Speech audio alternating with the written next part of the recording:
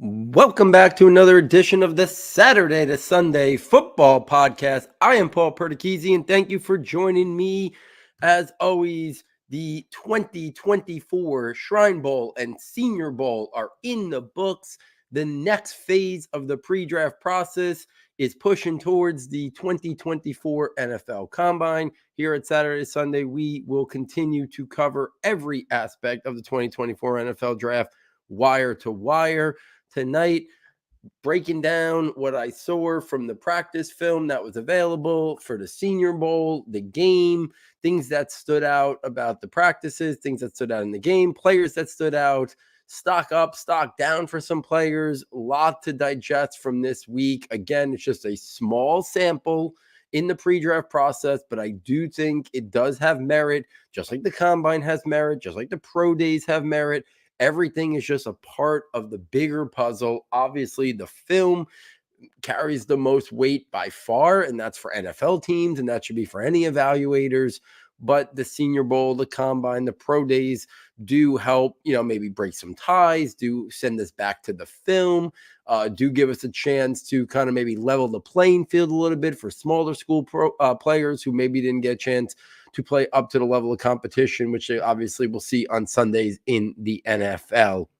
So let's kind of jump right in.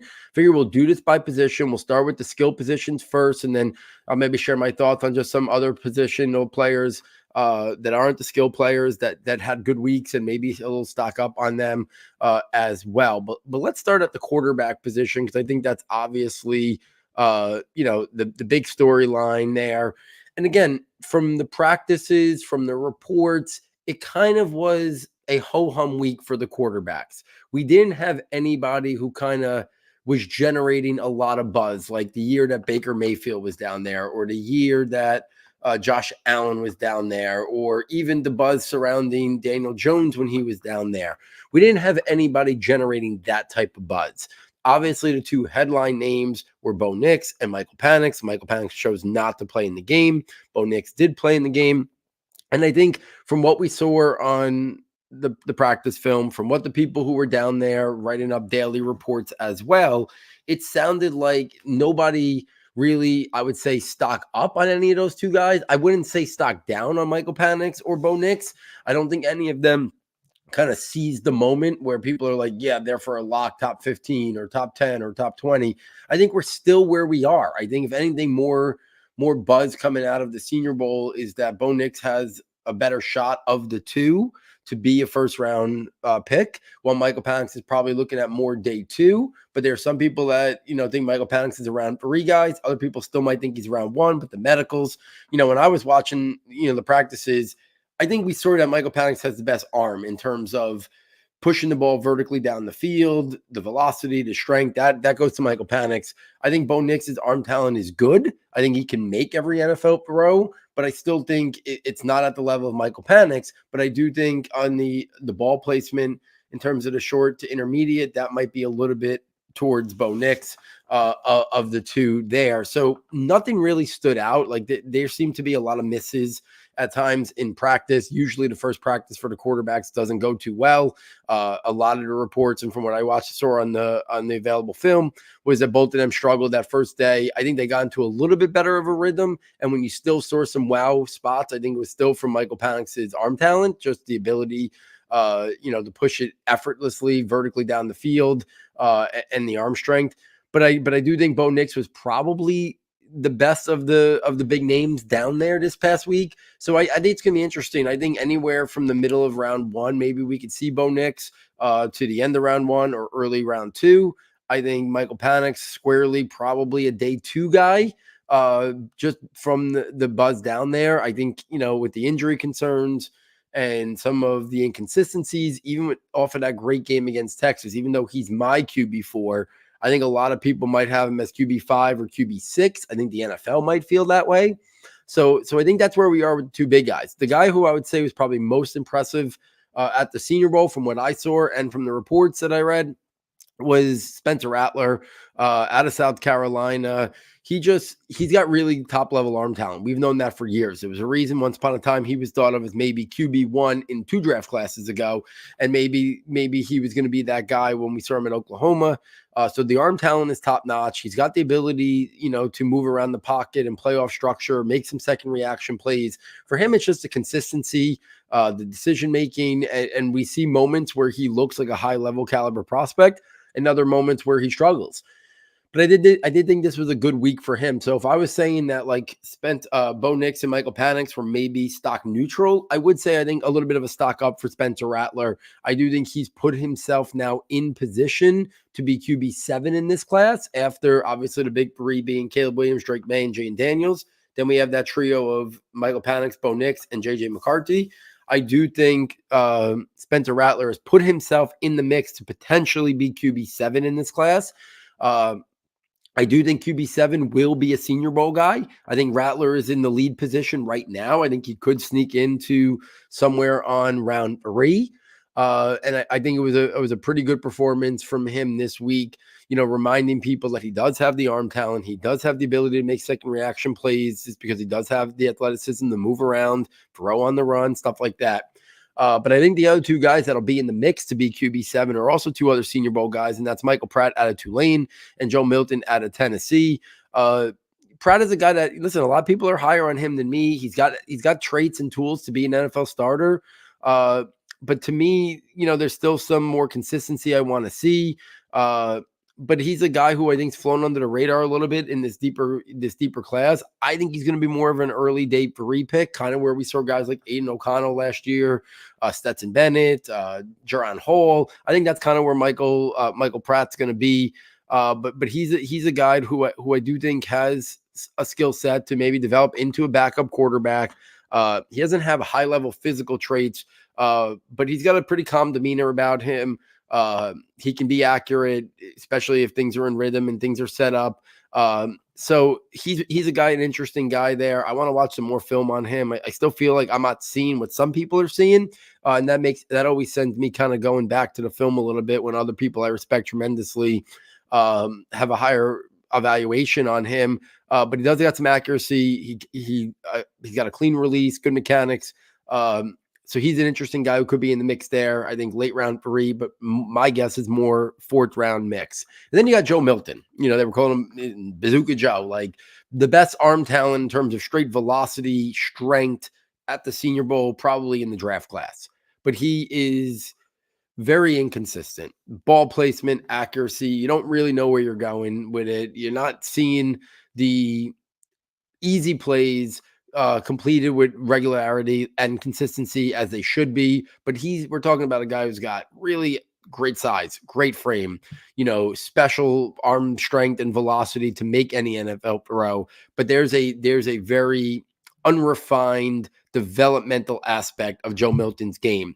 So I think when people come to the decision of Rattler, Pratt, or Milton, who, if I was going to say right now, I think those would be the guys that would be the 3rd trio, right? We have that top 3 trio. Then we have that middle trio with Nix and McCarthy and Penix. And then I think the next trio is the Milton, Pratt, and who's the other guy? I'm forgetting. And Spencer Rattler, right? Milton, Rattler, and Pratt make up that 3rd trio. I think Milton has the highest ceiling of that trio, but also the lowest floor. So it really looks like what you're looking for. If you just want raw traits and raw tools and try to harness it, Milton's your guy. If you want a guy who you think feel pretty good that can develop into a backup quarterback as a day 3 pick, I think Michael Pratt's your guy. If you want a little bit of a mixture of a higher ceiling than Pratt, but not maybe at the ceiling of Joe Milton, but not as big of a bust factor as Milton, I think Spencer Rattler's your guy there. So I think, if I was guessing right now, I would say I think Rattler goes as QB7, Pratt goes as QB8, Milton goes as QB9. I would personally have Rattler and Milton ahead of Pratt because I think at that point I would be shooting for the upside. And I think raw traits, Rattler and Milton's raw traits are better than Michael Pratt. So I would gamble on that rather than just hopefully Pratt developing into a functional or serviceable backup quarterback. I do think there are traits of Milton and Rattler's game that are starter worthy. There's just a lot of refinement, a lot of consistency, a lot of development needed on a lot of aspects of their game. that's kind of really what stood out at the quarterback position. If we take this to the running back position, and listen, I do think the running back position is without a doubt the hardest to evaluate and get a feel when you're watching Senior Bowl practices, not until the game, and then who plays in the game, who doesn't play in the game. So a bunch of ways. I think the guy who stood out the most in practices, I don't think he played in the game, but the guy who stood out the most in practices was Marshawn Lloyd out of USC. Obviously, formerly of South Carolina, went to USC. He's got a very good acceleration, good burst, very violent in terms of his ability to cut back. He's got a good feel in terms of vision and then anticipation, good patience, a lot to like, good slasher. So he's a guy who I think has the power to and the contact balance to pick up yards after tackle, or after contact, I should say, but also the speed to make a big play, to get to the outside.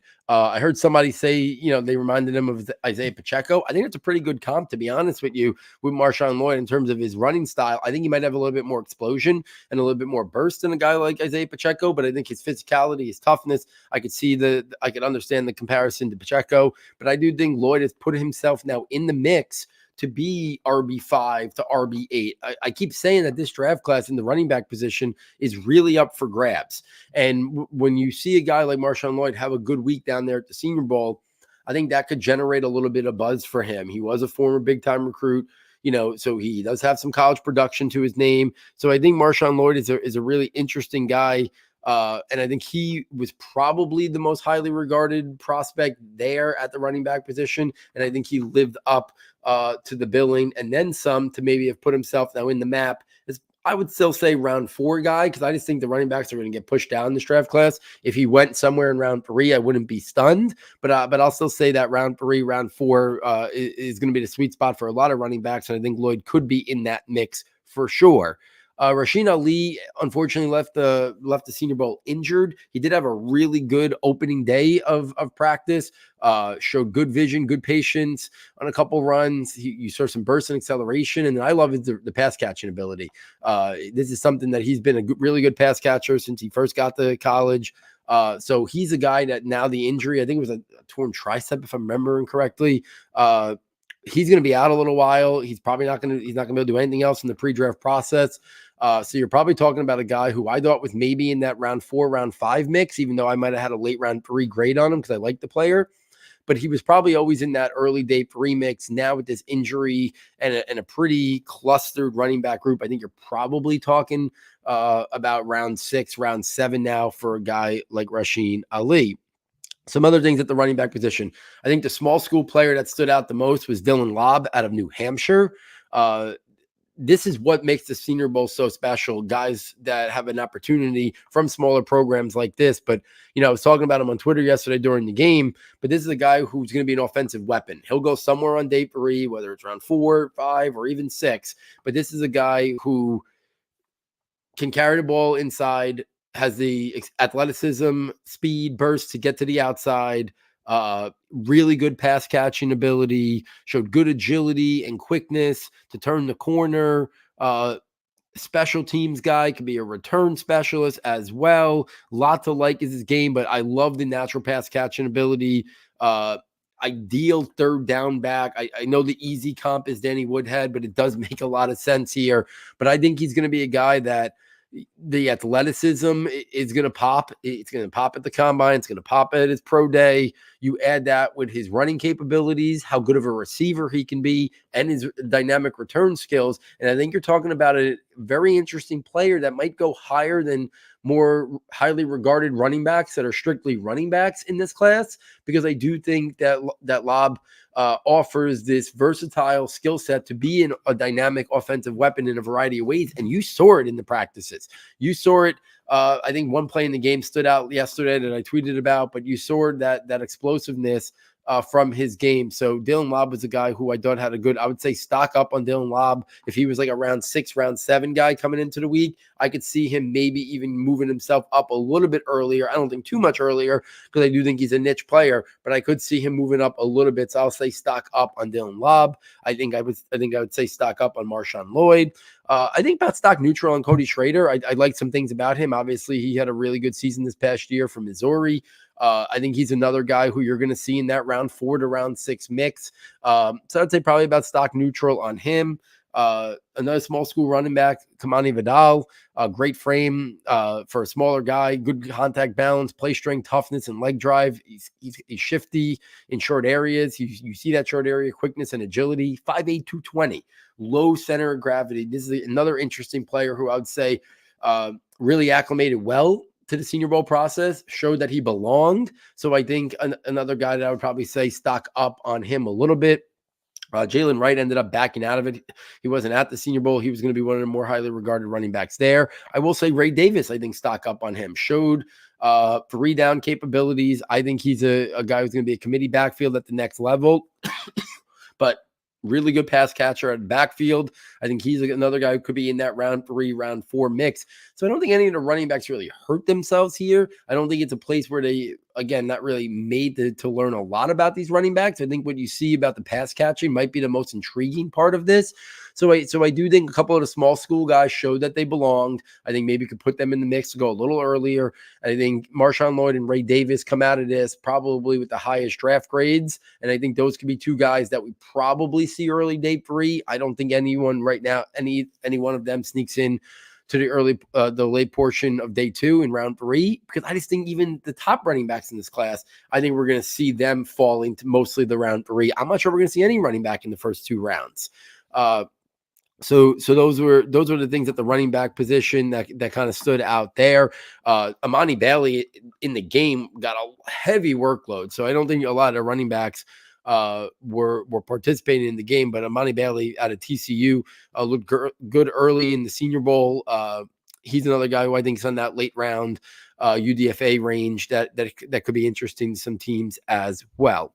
If we take this to the pass catchers, let's start with the tight ends, because I think it was a pretty ho-hum group in terms of what we saw down there. I don't think sometimes we have some of the top prospects who are seniors at the Senior Bowl for the tight end group. I think the guy that leaves there with his stock the highest is Penn State's Theo Johnson, and I talked about him a lot on Twitter during this week.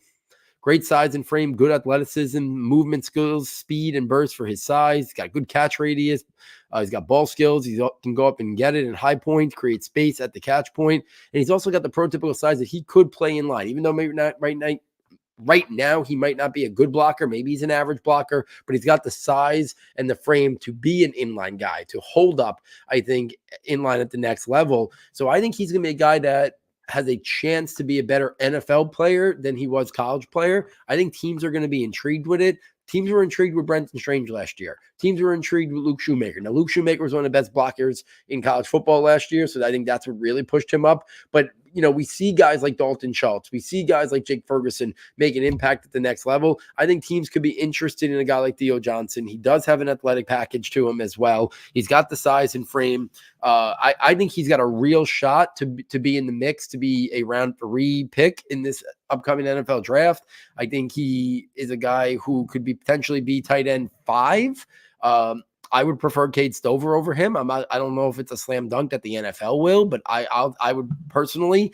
But I do think after the first couple guys, Theo Johnson, could be in the mix there. I like Ben Sinnott more. I like Cade Stover more, but I'm not even sure the NFL would definitively prefer Ben Sinnott or Cade Stover more than Theo Johnson. So I think really after obviously Brock Bowers and Jatavian Sanders, I think it's up for grabs who could be tight end 3. I don't think it's crazy to think Theo Johnson could be in that mix, even though for me he's 5. I think he's the guy that you're going to see come off the board somewhere on day 2, and that might be a little bit of a surprise to people, but I think you should keep on the lookout for that, because I think there's a real shot of that happening. Some other things that stood out, Ben Sinnott was there. I think he is the 3rd best tight end in this class. We'll see what he was a focal point of that K-State offense this year. I like the athleticism and the movement skills. I think he's a really good route runner and can create separation. So there's a lot to like about Sinat's game. I think he showed some of that down there. I thought he was maybe even going to stand out a little bit more than he did, which is why I think Theo Johnson had the best week of any of them in terms of stock up. I think Sinat was kind of stock neutral. For me, Jaheim Bell, listen, we know who Jaheim Bell is. He's not going to be a prototype. He's a jack of all trades. I've comped him for a while to Chigakonkwo. I think he showed that ability in some of the practices. I think he made some nice plays in the game as well, showing that ability to pick up a chunk yard in the past game. You can use him in a variety of ways. So I like Jaheim Bell there too. I think he's another one of those guys. I don't think he's going top 4 or 5 tight ends, but I do think somewhere on early day 3, a team's going to look at Jaheim Bell, and if they're looking for like a movable chess piece, if they're looking for a move tight end, if they're looking for an H-back who can do different things, I think Jaheim Bell is going to be of intrigue to a lot of teams at the next level. I'd say he's stocked slightly down on Brevin Spann-Ford. While he's got that rare size and frame, he seemed like he struggled a little bit.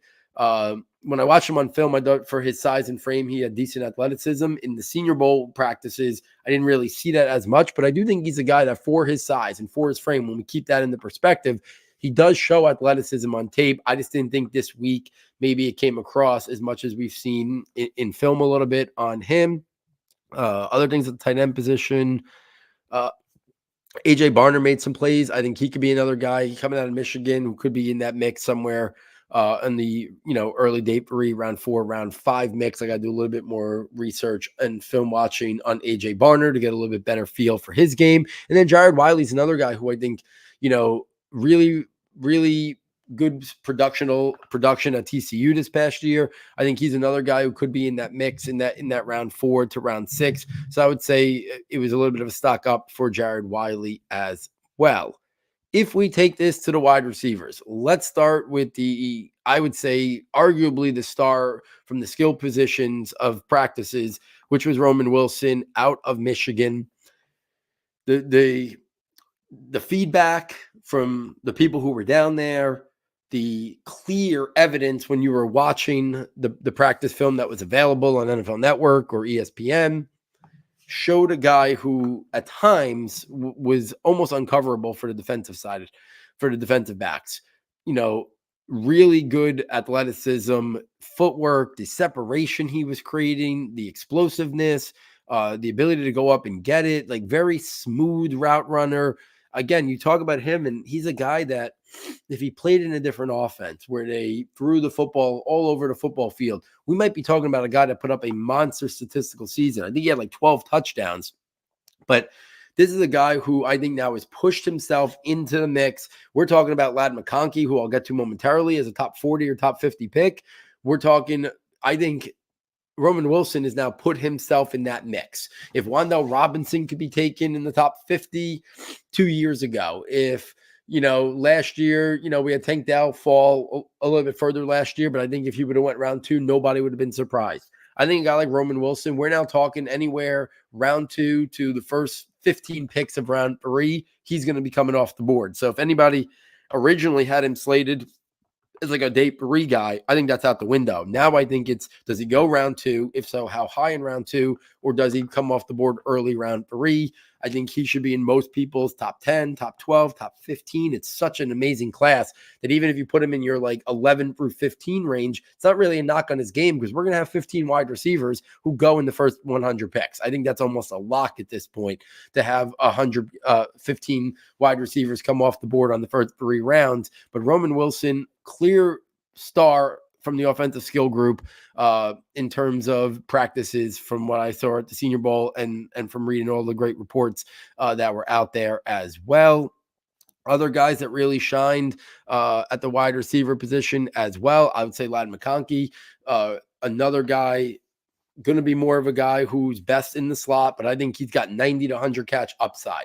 His quickness, his footwork in and out of breaks, his a way to separate at the top of his routes, really savvy route runner, good understanding of route concepts, got a lot of speed, movement skills are very smooth. You love to see it. He's a guy who can pick up yards after the catch. He can get vertical as well. Ladd McConkey, I think top 40, top 50, you're seeing him come off the board. And another guy who if you don't get Roman Wilson, if you don't get Ladd McConkey, that general type, I think Ricky Pearsall out of Florida has now put himself in the mix to be a round 3 type guy, if not round 3, early round 4. I think he can play best in the slot, but I think he could also be a Z on the outside as well. Really good route runner. Another guy, really sharp cuts, good separation quickness, good movement skills. He understands how to run routes, creates separation, knows how to set up defenders, got really good hands, shows the ability to get vertical as well. So there's a lot of gets off the line of scrimmage well, lot to like about his game. So I think the 3 guys that I think stood out the most at the wide receiver position were Roman Wilson, Ladd McConkey, Ricky Pearsall. I think those were the 3 guys that stock up on those guys, especially for Wilson and Ricky Pearsall, who maybe were looked at as more early day 3 guys. I think Wilson is a lock for day 2 now. I think Pearsall's now put himself in the position to maybe go round 3, if not early round 4. I think Ladd McConkey has put himself in the mix to either be late round 1 to the top half of round 2. So I think stock up on him. Stock down on one of my guys who I really like. You got to say stock down Devontae Walker, because whether it was in practice, whether it was the reports I read on things that weren't on film, or was what you saw in the game, the guy's got high-level athleticism. He's got speed. He can get off the line of scrimmage well, but he's got to do a little bit better job getting his other hand up, coming down with the catch. He didn't have a lot of drops on film, but he had a rough week here with some drops in practice, not finishing at the catch point. That's his calling card. So a guy like Des Walker, who, I questioned why he wasn't in Dame Ruger's, 2-round mock, but then you saw him in Daniel Jeremiah's first 1-round mock, and you saw him 26th overall in DJ's top 50. So I was like, okay, deep class, people are going to have the wide receivers all over the place. I think Des Walker, upside and talent, is a first-round guy. But I do think it's such a strong class. And it's such, what are you looking for, that a team might value Roman Wilson or Ladd McConkey over a guy with a tremendous ceiling, but a little bit more of a bust potential, a little bit more of development needed in a guy like Des Walker out of UNC. So I still like him. He's still in my top 10. He still intrigues me a lot, but I do think this was a week where he could have went down there, and if he shined and he was making highlight play after highlight play in practices, or even if he came down with 1 or 2 of those in the game, I think he would be generating a lot of buzz. Instead, I think he's going to send people going back to the film. His film is up and down. It's got a lot of high highs, but it doesn't have a lot of consistency. And now you saw some drop issues at the Senior Bowl. He's not a refined route runner. He's not a nuanced in terms of understanding of route concepts. So his calling card is using that speed to win vertically down the field. If there's questions on what he can do at the catch point, or him coming down with the ball, that's gonna raise some questions about how high he should be on draft boards. So I think definitely a little bit of a stock down on Des Walker based on my expectations, which were very high, as a guy who I thought could be a late round 1 guy. I think my expectations now are going down a little bit, more of a maybe mid to late round 2 guy. And I could see some other wide receivers who are more explosive slot guys and have more, I think, maybe not a higher ceiling, but a much, much higher floor, maybe going ahead of him. I would say stock neutral on Xavier Leggett, depending on where you had him coming in. I never had him on that round 1 thing. I think he's a good player. I thought he was a guy late round 2 to early round 3. I think that's where he's still going to be. His first day, practice was not good. Second day, he turned it on. You saw some of those explosive playmaking abilities that he offers, and he ended up unfortunately getting hurt and not participating on day 3 or in the game. But I think he's a guy who's got that straight line speed. He can win vertically. He's tough. He's physical. A lot to like about Xavier Leggett's game, but I think some people might have had him as like a borderline round 1 guy.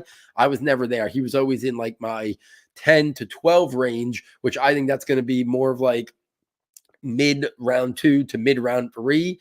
So I think Leggett, it's kind of what you think about his week. I think it's kind of dependent upon where you had him. If you had him as a guy you thought maybe can be the 5th or 6th wide receiver or 7th wide receiver taken and be a round 1 guy, I think you would say stock down. If you had him as a guy that a late round 3, then maybe a little stock up. But I think if you had him in that like late second round range, I think it's about stock neutral. I think that's still about where mid round 2 to early round 3, I think, is more his appropriate range. And if that was your mindset, I think it was about stock neutral for Xavier Leggett. Malachi Corley would be another guy I would say is probably about stock neutral. Obviously, we know very short ADOT. They do a lot of stuff after the catch with him. He's going to get the Debo comps. I did see some stuff I liked with him being able to show his ability to get vertically down the field. I still think there's more refinement needed to his overall game, but that's not a bad thing. Like we've seen that before. Like he just hasn't been asked to do it. So, I just saw this with Jalen Hyatt. Like there was a lot of talk that Jalen Hyatt couldn't do this and Jalen Hyatt couldn't do that. And I know his statistical season wasn't great, but that was more on the quarterback and the Giants offense than it was on Jalen Hyatt. He showed a lot more than what Tennessee asked him to do. I think Malachi Corley's got the skill set to do a lot more than what Western Kentucky asked for him, on top of having that special Debo-like thing. Now, again, Debo's a rare outlier, so it's hard to comp somebody to Debo is very tricky because for every Debo, there's 10 guys like that who just doesn't work out. But I do think he's a guy that I think is still in that mix to go somewhere in round 2. And the question will be, do teams prefer a guy like Corley, or do they pivot now to a guy like Roman Wilson or Ladd McConkey, or, is Malachi Corley, a lock to go over, who I was talking about before, Ricky Purcell out of Florida? I think that's now debatable questions. So I think Malachi Corley showed some stuff. I think there's still some refinement and development needed, but we kind of knew that going into this week as well. Some other guys that I thought stood out at the wide receiver position. I thought Luke McCaffrey out of Rice, bigger. I think he's more of a big slot. I like the ball skills, the body control. I thought he showed some good ability to adjust and win contested catches. So him somewhere as a day 3 type prospect. Brendan Rice, Jerry Rice's son, 6'3", 210, was a downfield threat for USC. But he's got some fluidity to his game. Obviously, good understanding of route concepts. Would you expect anything less? Plays really tough physical receiver. So the Brendan Rice had some nice reps there at the Senior Bowl as well. Javon Baker, I thought, was a little bit up and down, the former 5-star recruit. I'm not as high on him as others, but I think he's got an intriguing skill set. Obviously, this past year, 22 yards per catch, over 1,100 yards and 7 touchdowns. I heard somebody say a Michael Gallup type comparison. I could see that in terms of his skill set. Really strong class though, so I think he's going to be more of a early day 3 type player. Maybe he could sneak in the back end of round 3, but I think Javon Baker probably looking at early round 4. Johnny Wilson, I think again he's going to have difficulty separating. He's got good athleticism for a man his size, but I still think the play strength, the toughness, the physicality, that's where he wins, but he drops a lot of passes. And I think that's going to be an issue. I would like to see him, be more of a big slot or move tight end. But I think right now he's going to try at the wide receiver position. I think for him, it's the consistency in terms of catching the football is where the question lies there. Just kind of going through, seeing if I missed anybody at the wide receivers. I think that's kind of it. Some guys that overall not at the skill positions that I thought stood out on the O-line, Oregon's Jackson Powers Johnson, one of the top offensive centers in the draft. Anytime I watched him in one-on-ones, he was just dominating everyone, showing that play strength. Tyler Guyton, the right tackle out of Oklahoma, I think he's locked into a top 15, top 16 pick. Very athletic, good play strength, good power. This offensive tackle class is spectacular. Oregon State Talia Fuaga, another guy, top 5 offensive tackle in this class. He could be another guy as early as 10 or, gone by like 15 or 16. So really strong offensive line group stood out there. On the defensive side, Lyle Lotu out of the edge rusher at UCLA was the best edge rusher there.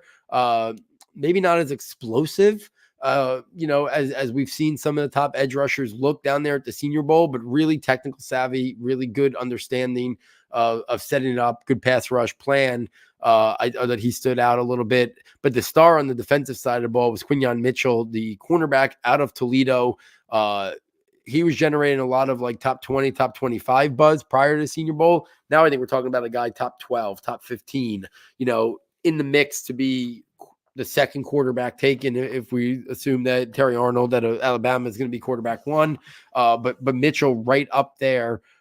He was in a setting that is set up for the wide receivers to be successful and the DBs to struggle. Mitchell did a fantastic job just kind of showing his ability to cover, stay with these guys. Really, really impressive performance from him.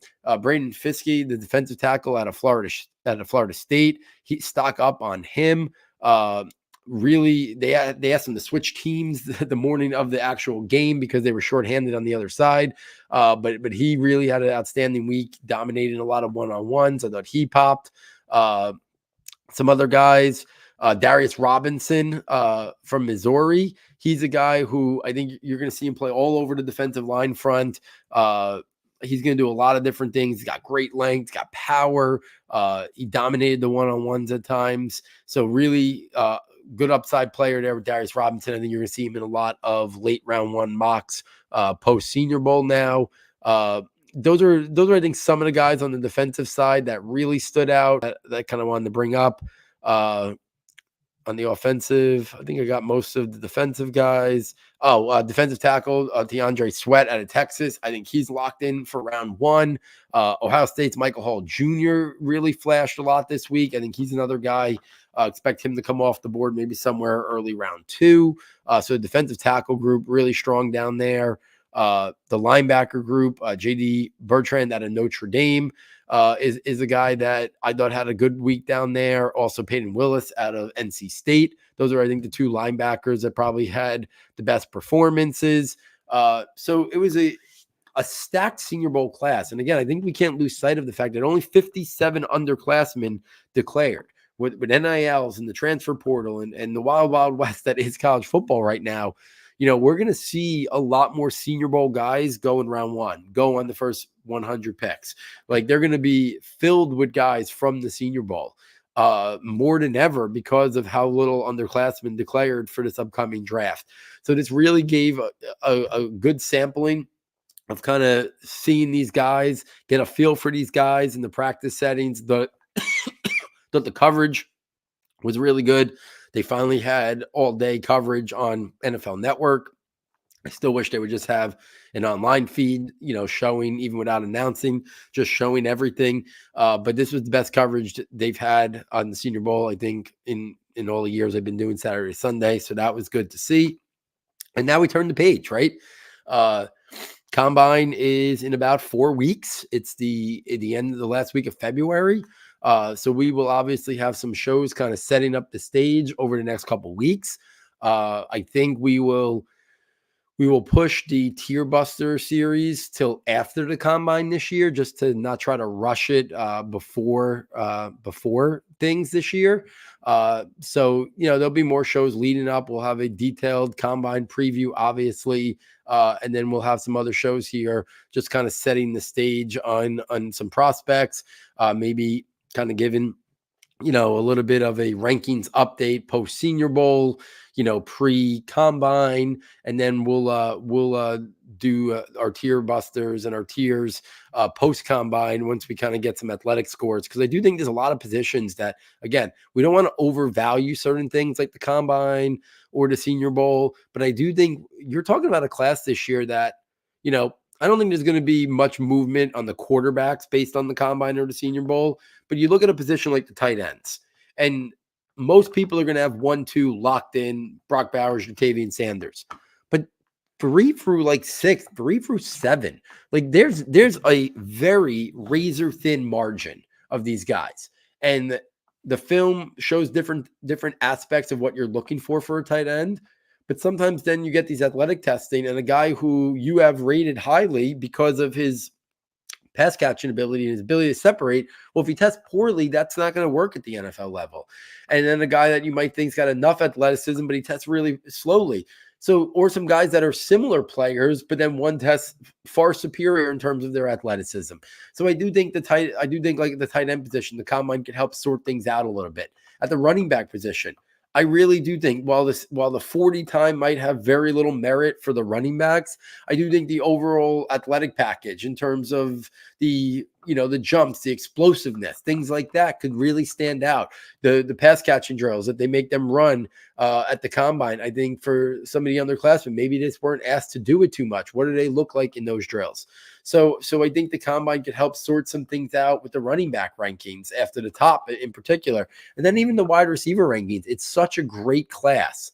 And guys are so close together. Like if you just take the guys I was talking about before in terms of the slot guys, right? The vertical slot guys, whether it's Ladd McConkey or Ricky Pearsall or Roman Wilson, where do they test? Are they all close in athleticism that maybe you just go to based on your film? Or if the film is close, which it is there some differentiation based on the combine in terms of how fast these guys are, how explosive they are? And then the same thing with some of the bigger guys. Like how does Jalen Polk test? How does Xavier Leggett test? Like how do these guys test out? Like I think that could help sort some things a little bit. Like where does Troy Franklin come in with his weight? Like, obviously he's got the size, but the frame is a little bit of a question mark in terms of battling at the next level. So I think that the combine is going to be fun to kind of sort some things out. So I think it benefits maybe to wait post combine to do the tier buster shows, then bring on some guests as we push our way to then the final almost 2 months, basically all of March, most of April. So I think there's plenty of episodes where we could push the tier buster shows to after the combine and then still have plenty of time to bring in our guests to talk about each of the positions as well and an overview of the draft. So I'll come up with some ideas for the next couple of weeks. Obviously, one of them will be a combine preview. There might be a week where we take off from the show just because I got some vacation plans with the family, but I'll let you guys know. There'll definitely be another show next week. And then, we'll kind of set the stage over the next couple of weeks to get us ready for the combine. So guys, if you're enjoying this content, please get over to the website, SS Football, fastest and easiest way to get there. Rate, review, subscribe wherever you listen to the podcast. Please, for $9.99, consider purchasing the premium content that we offer. You get access to all 3 of our notebooks. You get the scouting notebook, which has like 80 to 100 detailed player profiles. Some more are still being filled in over the next week or two on some guys who I think are high-level prospects who could go in the top 100 if they weren't in the notebook already. I got some updating to do on guys who are in the notebook already. It's been sorted by guys who are in the draft, guys who have decided to go back to school. You got the rankings notebook, which has all our different rankings. That'll be continually updated right up until draft day. It'll have our tiers in there. It'll have our dynasty rookie ranks post draft. It has our positional overall dynasty rankings, which will be updated in real time during the NFL free agency in March. And then in April, a week or so before the draft, you get access to the draft projections notebook, which will have tabs for every single position, offense and defense, snapshot of how they win, some developmental areas, ranked in the order in which we expect them to come off the board based on everything we're hearing. Not our personal bias on that, just everything we're hearing from the best in the industry, trying to give you a guide for what we expect to happen on draft weekend. We've had tremendous success predicting how we think the NFL draft will go. We'll have a tab projecting the 32 prospects we expect to come off the board round 1. I believe it's 102 or 103 players to come off the boards in rounds 1 through 3, a tab for that, and then a tab trying to project every single player that gets taken in the NFL draft. It's usually around 256 to 260 picks in the draft. That'll be determined once compensatory picks are announced. We will have tabs for each of those as well, big boards. So on behalf of our sound tech engineer, David Nakano, and myself, thank you for joining us, and we look forward next time taking you from Saturday to Sunday.